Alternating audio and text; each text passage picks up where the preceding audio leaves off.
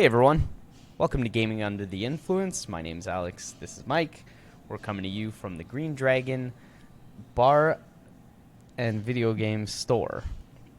The only place where you can play and purchase the hottest new games alongside a plethora of Ontario craft beers. If you haven't figured it out, we love video games, and if you're here, you probably do too. So today's game is Bloodstained Ritual of the Night. Yes, Mike, it is. tell us a little bit about this one. Well, it's probably been on a bunch of people's radars for a little while. I'd imagine. I know it's kickstarted about 4 years ago now by Koji Igarashi, who was a producer on all of the Castlevanias after Symphony of the Night, and I think he was like a programmer and like a situation writer for Symphony of the Night. Oh, yeah? He worked on that heavily as well. Cool. And he's become associated with that brand. You know, people, at least, you know, from browsing the internet briefly, seem to regard like that period of Castlevania games as like Igarashi games. It's like his baby almost kind of thing.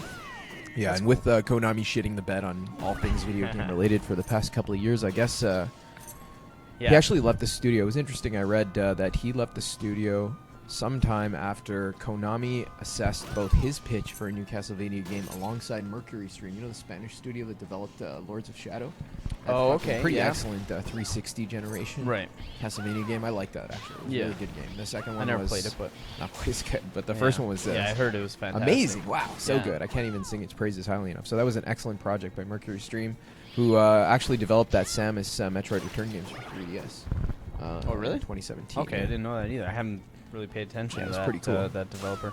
Pretty cool. They're a good developer. But So anyways, what happened with the they pitch? chose that project over Igarashi's pitch for okay. next Castlevania game. And he later said that, you know, he agreed their pitch was probably a better one. Yeah. So I guess he went on to found this studio. What are they called? 505 Yes, Games, 505 Games. I You got the believe so. box somewhere? Yes, I do. Where Yes, were we? 505 Games. 505 Games. Company founded by Koji Igarashi with Chinese businessman whose name escapes me right now. But their idea, like, you know, their initial like concept for their studio was to cash in on the trend mobile games, like based on properties for which there was a proper console game, and they would use the money from the mobile properties to fund development of their better titles. Isn't an unheard of thing nowadays. Yeah, that was the anyway. intention behind the founding Yeah. of 505 Games. Anyway, so this Cool. is their first project. It was funded by crowdfunding. It's one of the few success stories. Yeah, one of the few success stories up there with Hollow Knight, and you know, I think even Pillars of Eternity was a crowdfunded game, wasn't it? I don't know. Pretty sure it was. Pretty sure Pillars was a crowdfunded game. There's either a that, lot. Either that or Divinity. One of those excellent CRPGs of the Yeah. past generation. The problem was. is you only hear about the bad ones, right? Because they get a ton of negative attention. Yeah, certainly. But it is proven to be at least for in select cases when the creative potential the studio possesses is, I guess, acute enough, it's possible to there's stay gotta on be task and make a great product with that kind of Yeah. capital. They raised like a few $1 million for this one anyway, so wow. it's Yeah, nice to see them, having put out the game and put it out in a state that most people agree, Mhm. based on my information, is good. It's not like it's just passable. It's a great game. Yeah, It's not innovative in the capacity perhaps certain people may have expected, or No, it seems sort of like they set out to make yeah, this game and that's right. as like a sort of, I guess, an expand. See, the problem I'm having with right now is I've only played like the Castlevania on the NES, so I can't I compare see. it to the ones that you have. So I don't know if they're more like those games, obviously. I played. To me, it's like- actually, I didn't finish Symphony of the Night, but I Yeah. did play a lot of the DS trilogy. Did they have like shards and stuff like that? before we, No, they didn't have get anything like that. sidetracked, Though they did have like a pretty extensive like gear system. You can get different weapons and Okay. different like different usable like abilities and stuff like that. Certainly, but they were excellent games with almost identical gameplay to this one. Yeah. I think that was Order of Ecclesia, Dawn of Sorrow, and Portrait of Ruin for the DS. Koji Igarashi was involved in those two, and they were excellent games. Very good. Yeah. Very hard, but Yeah, so it seems like it's just sort of an expansion of the series. yeah, to essentially a modern translation game. of that concept to new hardware Yeah. in the modern age. Yeah, Cool. yeah, it's very cool, man. I like those kind So of games. far, I like yeah, the gameplay. I only- like the tropes. So yeah, I guess that's to sum up.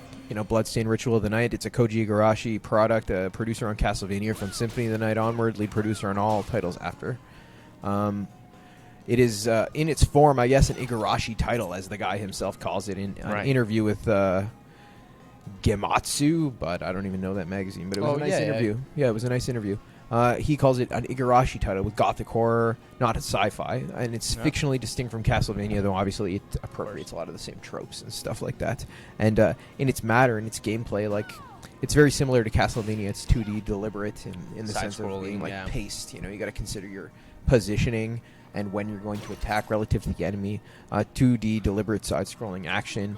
Innovations include this shard system, which people downplayed in the media. You know, based on my I read a couple of reviews whereby, you know, it was expressed that it's not exactly an innovation. It's just your ability to tweak, little aspects of the combat. But I guess in itself, that is its own sort of little innovation, because those aspects of the combat, at least to my recollection, were not present in the entries that we just discussed. Like there wasn't the ability to passively augment certain skills, except maybe with certain kinds of gear. There wasn't familiars and stuff like that, or context-specific skills that allow you to move objects around the environment and such, right? Like that to me is like what it's a sort physics of engine, like that. I don't know. You know what I mean? The shard system to me seems like it sort of gives you that customization, right? To sort of play kind of how you want, right? What, like you said, with the buffs, you can buff certain weapons, that's so right. you can use them. And the closest thing it reminds me of is actually like Diablo 3. You know, you have a certain number of slots, very limited in comparison to classical, like compared to Diablo 2 or to Baldur's Gate or what have you, like the CRPGs. But it's a set of maybe 6 or 7 slots. One is for active, one is for passive, one is for situational, one is for like directional, one is just for like triangle button. Yeah, it does kind of harken back to Diablo. It does feel that way, right? So you can slot things into there, and like based on your choice of weapon, you might want to use shards on your secondary attack button that compensate for the weaknesses of your weapon. So I'm using this like wind blade you saw us playing with before. It's really good, but it's really short range, so you throw in for mid-range combat this like directional skill that attacks mid-range, that drill thing you get from the drill knights. Like you can point it and use it as long as your mana lasts to just do steady DPS in like a 180 degree radius around you, right? And then you can use for long range. I found your familiars, like you can have pets. They don't consume your mana. They just fly around with you, and as soon as you tag an enemy, even without attacking it, they'll go and aggro it and start hitting it, right? So you can use it to effectively deal with like long range stuff on the map. So it's nice. You got to consider like what kind of problems will I face and how can I like deal with all of them, and there's probably a build. Gives you like a build. Exactly what I was going to say. It sort of gives you like a little bit of a character build where you can build. The shards you get from defeating enemies and such, right? Some of them you find, I noticed, like you smash the things and then you get. But most of them are randomly generated. Like you find them, an enemy like will drop certain ones, but randomly, right? So yes, you just have to kill enemies. You're right. I was gonna say like each enemy you kill, they have a shard to give you, but it's random whether or not you will get it or not. Who knows how long you'll have to kill them? So it's good incentive to like continually fight everything in your path. And you can sell them too. You can, to sell them. You can upgrade them. So that's cool too. It was a little bit overwhelming at first, but I mean, it's like any game. You sort of once you're picking up all the systems, it's and then nice though that it has a system you have to learn instead of just Yeah, I do like it though. I do like how that they've like conceived that the player will enjoy thinking of different ways to react to different kinds of enemies or combinations of enemies, and they'll have like a skill to do this and a skill to do this and a skill to do this. Like there's blunderbusses, so you can do primarily like shooting. I haven't tried melee combat. Guns, they're really weak, but like I guess the idea is that you'll be like constantly casting in a certain direction, and you won't have to really consider that you're not doing massive damage because you can just keep doing it. You don't have to dodge or whatnot, right? I guess where environment and enemy differentiation is concerned, like there's definitely a seems to me like a huge stable of different places to see and different kinds of things to fight. Like even in my short time with the game, we've seen so far maybe 20% of the map. Yeah, same. I think playthrough says about that. About that much of the map unlocked, and lots of different enemies. Short time, it does seem very varied, like with a lot. For sure, and all of them have a shard you can pick up with their specific ability, or the ability to summon them attached, like even the bats that you kill. And stuff that lets you go back to earlier stages, like in a classic, Metroidvania, and unlock new paths and abilities and stuff like that. Yeah, exactly. Little shortcuts and stuff. Yeah, for sure. And I like the different environments. Right now we're in this, like, I don't remember what it's called, spooky, like, manor, sanitarium place where, like, the fucking paintings fly around. And there's, plague doctor guys who I just, like, picked up this great wind blade from. That just casts in front of you that you can slash, like, infinitely. And it works with that passive sword buff, so that's pretty sweet. And we found that, like, secret underground place where you move the brick with that hand, and the horseman takes you across the bridge. It's nice. Yeah, I like specifically the I mean, aside from obviously varied environments, there's like those random screens that are just you just walk through. Yeah. But there's the one there was one really cool one with like the blood moon, and then there's one that's just with a bunch of like little fiery candles, whatever, and it's sort of just like quiet. There's no music. You just go through it. It's kind of like a little break, and then.